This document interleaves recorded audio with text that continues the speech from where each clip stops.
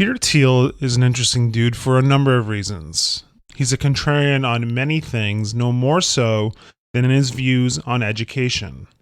He created the Thiel Foundation that gives students $100,000 to fund a business if they skip college or university.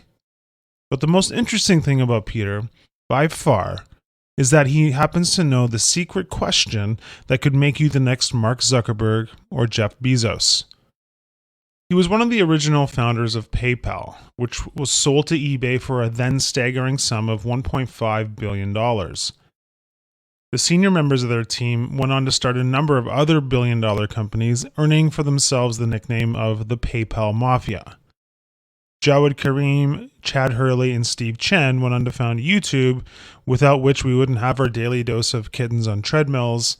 Much to the chagrin of surly restaurant owners everywhere, Jeremy Stoppelman and Russell Simmons went on to create Yelp. Premal Shah went on to become the president of Kiva, which connects investors to entrepreneurs and students all around the world. David Sachs went on to create Yammer, which sold to Microsoft for a cool $1.2 billion. Reid Hoffman went on to start LinkedIn, which as of today has a market cap of about $33 billion. Elon Musk went on to start two other billion-dollar companies at the same time, SpaceX and Tesla, while also becoming the real-life inspiration for Robert Downey's Iron Man. And finally, Thiel himself went on to found Palantir, whose Palantir Gotham product is used by counterterrorism analysts in the U.S. government and at the U.S. Department of Defense. Also, a billion-dollar-plus company. Oh yes, I also forgot to mention, Thiel was also the first outside investor in Facebook, putting in $500,000 in a seed round, which he later cashed in for over $1 billion when Zuckerberg took the company public. That, and he still owns 5 million shares in the company. So what's the point of all this? If there's any person on the planet who is qualified to determine what it takes to create a billion-dollar company, it's Peter Thiel. And now maybe you'll pay attention to the question in the next section and go on to build the world's next great company. So now that we've got that out of the way, let's get to work. So what is the question? The next Bill Gates will not build an operating system, just as the next Mark Zuckerberg will not build a social network.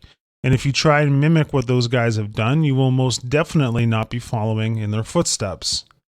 The people who found the world's most successful companies find value in unexpected places and do this by thinking about first principles instead of formulas.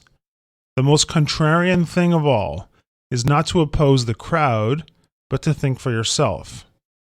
A famous example of this is Steve Jobs looking for inspiration for Apple's computers by looking at kitchen appliances in department stores. He noticed many of them had beautiful form to complement their function. If you asked everybody who made computers when Jobs came back to Apple to save them from impending bankruptcy, they would tell you that making computers look pretty was the dumbest idea they've ever heard. People wanted more processing power and more memory, not a computer that looked pretty on a desk. But that's not what Jobs was doing at all. He was intensely interested in the entire customer experience.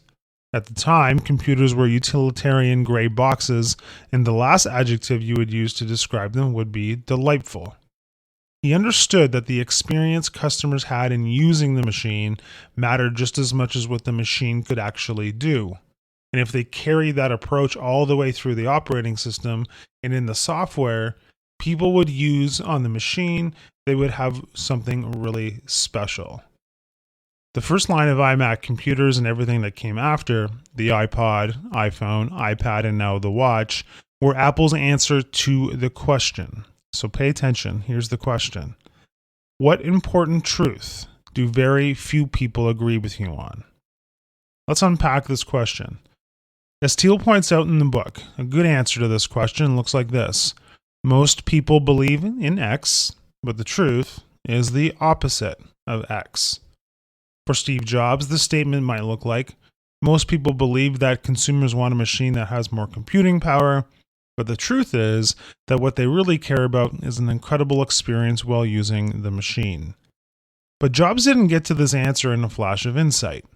He got there by paying attention to his environment and watching consumers behave over a long period of time. The point here is that it's not enough to simply oppose the crowd. That's not what a contrarian does. A contrarian like Steve Jobs or Peter Thiel think for themselves. Here's how you can get there too. Step number 1, find out what everybody agrees on. The question is usually very hard to answer directly. You're not just going to finish this summary and have the next billion-dollar idea pop in your head. It's easier, Thiel says, to start with the preliminary question. What does everybody agree on? You could look for this answer inside your industry or outside of your industry, but the trick is to make sure that you've found something that's believed by almost everybody. Step number 2, dig deeper to find out if it's true or not. Once you've found something that everybody believes to be true, ask yourself what assumptions people are making to come to that conclusion.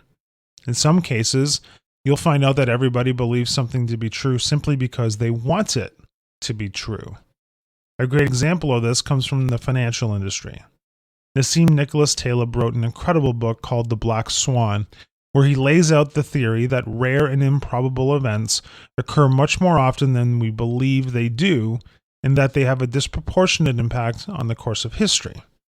In the book, he highlights that one of the assumptions that people in the financial sector were basing their models on was incorrect. The one main mistake they made was to assume that the normal distribution, aka the bell curve, model could account for all possible events, and thus form the basis of their risk models. Ironically, and unfortunately, the book was published in 2007 just in time for the economy to crash and prove his point. Taleb had looked into a delusional popular belief and found what lies behind it, what Thiel calls the contrarian truth. Step number 3, based on this contrarian truth, what valuable company is nobody building? It's one thing to uncover a contrarian truth. It's another thing completely to turn that into a world-changing business. In order to take this next step, you need to understand how both to create and extract value from the market. Thiel suggests that all world-changing companies are different. Each one earns a monopoly by solving a unique problem. All other companies are the same, they fail to escape the competition. Thus, you're stuck in a conundrum. You can't choose a solution that is slightly better than what is out on the market today. A better mousetrap simply won't do. What you need to do is create a business that can reap monopoly profits.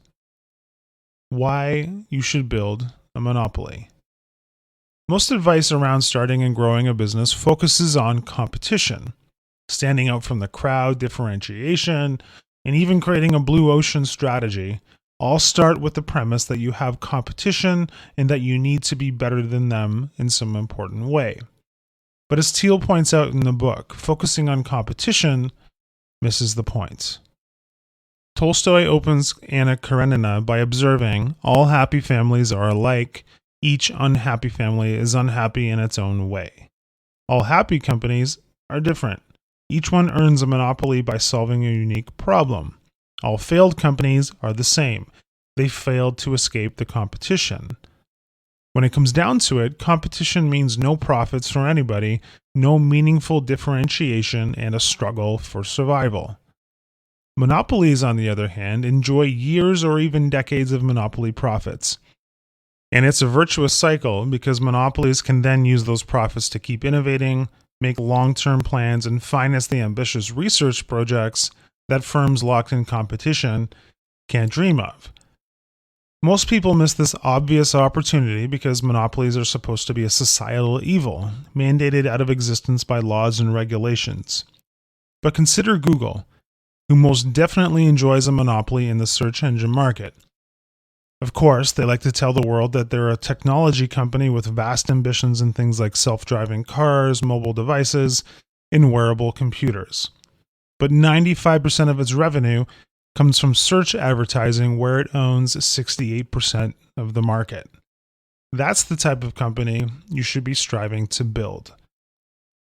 What a monopoly company looks like. Now that we've covered that you need to uncover a truth that almost nobody else agrees with and turn that into a company that focuses on creating a monopoly, let's take a look at what a monopoly company looks like. Number 1, proprietary technology. As Thiel points out, a proprietary technology should be at least 10 times better than its closest substitute in some important dimension. Of course, the easiest way to make a 10x improvement is to create something completely new. Don't get caught up in technology either. Thiel is talking about a better way to do things when he uses the word. For instance, Amazon made its first 10x improvement when they offered at least 10 times as many books as any other bookstore. Number 2, network effects. Simply put, network effects mean that a product becomes more useful as more people use it. For instance, you'd get no value from using a social network that nobody else was using. That's why you use Facebook. There's a snag here though. Network effects are powerful, but you also need to make your product or service valuable for the very first users when the network is small. So your strategy needs to start with dominating small markets. For instance, Facebook started with just Harvard students, then moved on to a small group of other schools, and you know the rest of that story. Number 3, economies of scale. As Thiel points out, a monopoly business gets stronger as it gets bigger because the fixed costs of creating a product can be spread out over even greater quantities of sales. This is especially true in businesses where the marginal cost of producing another copy of the product is close to zero, like software or digital media companies. A good startup should have the potential for great scale built into its first design. And finally, number 4, branding. A company has a monopoly on its own brand by definition, so creating a strong brand is a powerful way to claim a monopoly. Apple is the most often referred to example, and it's one worth studying if you want to create your own powerful monopoly brand as well. How to build a monopoly company. Of course, understanding what something looks like doesn't tell you how to build it. So let's talk about some specific strategies to go from an idea to a monopoly. Start small and monopolize. Thiel tells us that the perfect target market for a startup is a small group of particular people concentrated together and served by few or no competitors. And if we're going to err, always err on the side of starting too small instead of too large. Going after a majority share of a $1 billion market is better than going after a 1% share of a $100 billion market. The larger market will either A, lack a good starting point, or B, be open to competition, so it's hard to ever reach that 1%. Scaling up. After you've dominated a small market, you can scale up by moving on to others. Jeff Bezos started with a vision to dominate all of online retail, but he deliberately started with books, a market he could create a 10x improvement in and dominate. Only after they dominated that market did they move on to adjacent markets. It takes discipline to expand gradually, discipline that most companies and founders lack. Don't disrupt. As you go into adjacent markets, remember that your goal is to avoid competition as much as possible. If you frame what your company does in terms of disruption, you are focusing on competition. And if your company can be described by referencing how you do things differently than the people already in the market, you won't be creating a monopoly. Move last, not first. For all that's been written about first mover advantage in the business world, almost all monopolies are created by moving last. Your goal should be to make the last great development in a specific market and enjoy years or even decades of monopoly profits. The importance of sales. Most people in business underrate the importance of distribution, which is another term for everything it takes to sell a product, especially founders of technology companies. Simply put, a great idea without a great way to sell it is a bad business. Thiel points out 2 important truths when it comes to why companies fail or succeed.